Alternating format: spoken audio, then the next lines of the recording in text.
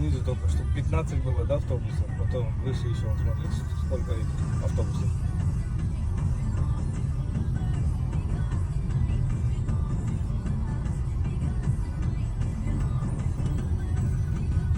Пробки просто нереальные.